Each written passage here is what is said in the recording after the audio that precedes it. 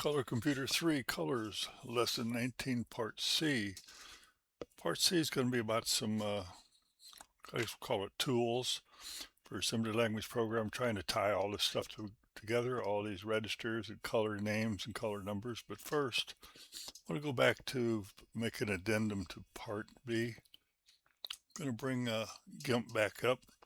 And what I forgot to do there is bringing in files and saving these files. All I did was copied it and put it into COCO SC. So I'm going to bring that file back in, upper left corner, click on File, Open Recent, and here was my file. And it comes in, remember, that's a pretty little sprite. So if you press the Control button and use your mouse wheel and just roll it, it will get bigger. And then you need to move it around, just click on it, press the mouse wheel down and drag it the way you want it. And then, again, trying to keep it centered and get it to the right size is always fun. Anyway, there it is. That's what we did last time. So now you can do two things when your file is here. You click on File. You can do a Save As. Now the Save As is save the project. It will keep everything intact the way this project is. But if you want to save this as a JPEG or a PNG file, you want to export it. Okay, right here, Export As. Click on that, and it will give you, like other programs do, what directory do you want it in. Well, I had already saved it in there, so mine is already set up on drive E, COCO channel lesson 19. So that's the directory is correct. I could change it to any one I want, any drive C or D or whatever one I want. The name of the file is what I brought it in as. There's where you put the name of the file, and there's the directory, and you click down here on Export. And yes, I do want to replace it. And that will bring up another window, which will pop up on my other screen, which I'll drag it over here. And I never change any of the metadata. I just leave everything exactly the way it is and just say export. And there, it has saved that file out there as a PNG file. You can change that to a bitmap or a JPEG, whatever you want. So anyway, that's how you save it and be able to copy it into something else or bring it back in here. Now, what we're going to do here, oops, wrong way. I'm going to talk about an include file for assembly language programs. The last time when we talked about all them FF00s and palette numbers and color numbers and names. So if I tie that all together, I have an include file that I use that has made programming much, much easier. You can use it, yes or no. I'll put it on a disk, or at least I'll give you the idea of some tips here that may help you. So if I may, here's the include file. Okay, let me scroll down here first. Okay, here's colors, all color. This is the colors I use. Okay, well, remember back on the other part, we looked at all the colors. Okay, black is 0, 0, dark blue is 0, 1, dark, etc., etc. And all of them I put an underscore black 0, underscore brown 6, so on. So this is all the ones I've ever used. Okay, don't use them every time, but they're in there. That's the ones I use.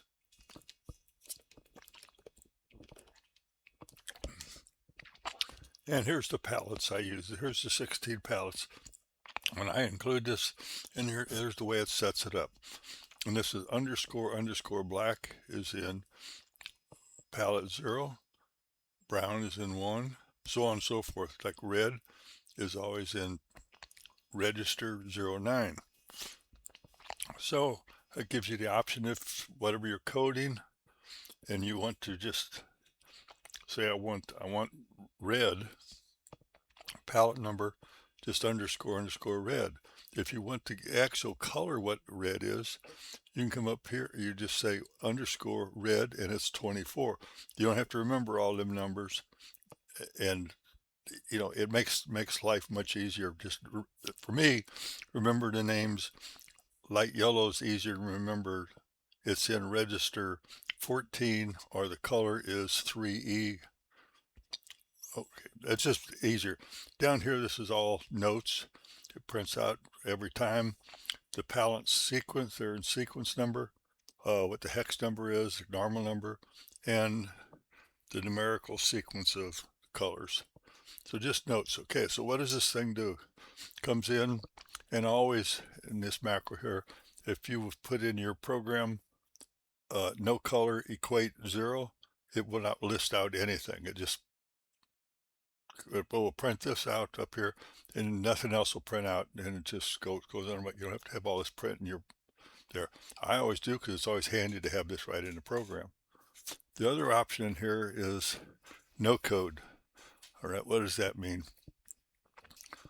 Well, first of all, when you compile it, it will put out this tag name, all colors, and this FCB. Here's the colors I use on the 16 palettes, and they'll relate back to these colors: underscore black, underscore brown, underscore blue. Okay, so it would take them out of there, so it's easy. You can change whatever you want right there, and everything changes. So if you change purple to magenta, you're done. You just recompile your program. You don't have to remember, let's see, what was magenta and where do I want to put it. It's a tag name now.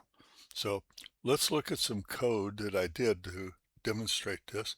First, I'll demonstrate the normal way. Just a program, doesn't do anything, but it just was compiled. Okay, here's where you include it wherever you want it to come from. This was mine, is always stored. And I didn't put any options in there, just did it, and it drops out all colors. Here's the FCBs over here, and there's the colors. Okay, so all I had to do was just put purple. It's much easier to remember than all them names and numbers. The rest of it just drops out in all the notes, so you always know easy how to do colors.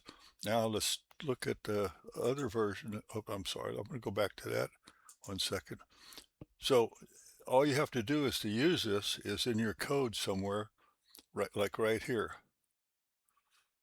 Okay, load X, # all colors, and this is what I use to store them and manipulate them and restore them and copy them. Okay, so it's that all colors is there. So let's go to the other version of this. Same code, only difference is I coded in no code equate 0, and that triggers this in here. Okay, so by putting no code in there means you won't get the code. Here's the actual what you have in the listing, but you can see over here it did not compile. Go back to the other one, and when it compiles, you get this here. If you put that no code, you don't get it. Well, what's the advantage of that? Okay, the advantage to that is you can put your own colors in the way you want to use them. Here, I just copied a couple lines here. Based on what you're doing, you can put whatever you want the palette to be by using names and give it a different tag name. You can't give it all colors, but you give it a different tag name. And in your program, you can just, right here, you can load X with the tag name you give it and manipulate it the same way. Okay, just a tool. Hopefully it could help, because I know I sure had a lot of problems remembering over the years, all them reds and greens and blues and register numbers. This here is just a way of using normal names. And with that, that's all. Hopefully that will help you or give you an idea of some things you can do and trigger like, oh, okay, I can see how that's done. Let me try something and use that, or I'll put it on a disk and come to you. With that, that is all. Thank you for watching.